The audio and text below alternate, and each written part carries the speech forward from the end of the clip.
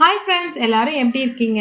இன்னைக்கு நம்ம இட்லி தோசைக்கான ஒரு சைட் டிஷ் தான் பார்க்க போகிறோம். இது இட்லி தோசைக்கு மட்டும் இல்லை, சப்பாத்திக்கு கூட நல்லாயிருக்கும்.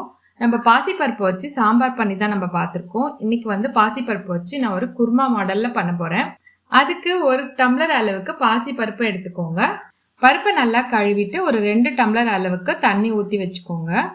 அது கூட ஒரு வெங்காயம், ஒரு தக்காளி, ஒரு 2 பச்சை மிளகாவும் கட் பண்ணி வச்சுருக்கேன்.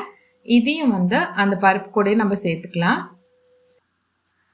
இந்த சைட் டிஷ் ரொம்பவே சிம்பிள் தான், நீங்கள் சீக்கிரமாக இதை பண்ணிடலாம்.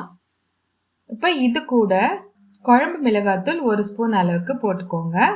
கொஞ்சமாக தனி மிளகாத்தூள் உங்கள் காரத்துக்கு தகுந்த அளவுக்கு நீங்கள் போட்டுக்கலாம். உப்பு உங்கள் டேஸ்ட்டுக்கு தகுந்த அளவுக்கு சேர்த்துக்கோங்க. இது கூட ஒரு டேபிள் ஸ்பூன் அளவுக்கு எண்ணெயும் சேர்த்துக்கிறேன். இப்போ இது எல்லாத்தையும் நல்லா மிக்ஸ் பண்ணிவிட்டு அடுப்பில் வச்சு வேக வச்சிடலாம். இந்த சைட் டிஷ் ரொம்பவே சிம்பிளாக செஞ்சிடலாம், சீக்கிரமாகவும் ஆகிடும். பாசிப்பருப்புன்றதால சீக்கிரம் வெந்துருச்சு பாருங்க. இப்போ வெங்காயம், தக்காளி, பருப்பெல்லாம் நல்லா வெந்துருச்சு. அப்படியே கொஞ்சமாக அப்படியே மேஷ் பண்ணி விட்டுக்கோங்க. இப்போ இதை தாளிக்கணும். ஒரு கடாயில் 1 ஸ்பூன் அளவுக்கு நெய் போட்டுக்கோங்க.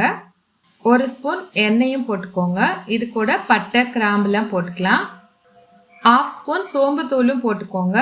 பட்டை, கிராம்புலாம் நல்லா பொரிஞ்சதுக்கப்புறம் இஞ்சி பூண்டு பேஸ்ட் 1 ஸ்பூன் அளவுக்கு போட்டுக்கோங்க. இஞ்சி பூண்டு பேஸ்ட் அந்த எண்ணெயில் நல்லா வதங்கணும். இஞ்சி பூண்டோட பச்சை வாசனைலாம் போனால் தான் குருமாக்கு நல்லாயிருக்கும். நல்லா வதக்கிக்கோங்க. இது கூடவே ஒரு கொத்து கருவேப்பிலையும் சேர்த்து நல்லா வதக்கிக்கோங்க. இப்போவே வாசம் நல்லா இருக்கும். இப்போ நம்ம வேக வச்சு வச்சுருக்க பருப்பையும் இது கூட சேர்த்துருங்க. இது எல்லாத்தையும் நல்லா கலந்து விட்டுருங்க. அவ்வளோதான், நம்மளோட பாசிப்பருப்பு குருமா சூப்பராக ரெடி ஆயிடுச்சு. கொஞ்ச நேரம் கொதிச்சதுக்கப்புறம் கொத்தமல்லியை சின்ன சின்னதாக கட் பண்ணி இதுக்கு மேலே சேர்த்துக்கோங்க. இது தோசை கூட வச்சு சாப்பிடும்போதும் ரொம்ப நல்லாயிருக்கும். நீங்கள் பூரி கூட இது சைட் டிஷ்ஷாக நீங்கள் செஞ்சு பாருங்கள். இந்த டிஷ் எப்படி இருக்குன்றத செஞ்சு பார்த்துட்டு எனக்கு கமெண்ட் பண்ணுங்கள். என்னுடைய வீடியோ பிடிச்சிருந்ததுன்னா என்னுடைய சேனலையும் சப்ஸ்கிரைப் பண்ணுங்கள். உங்கள் ஃப்ரெண்ட்ஸ்க்கும் ஷேர் பண்ணுங்கள். மீண்டும் அடுத்த வீடியோவில் சந்திக்கலாம். நன்றி, வணக்கம்.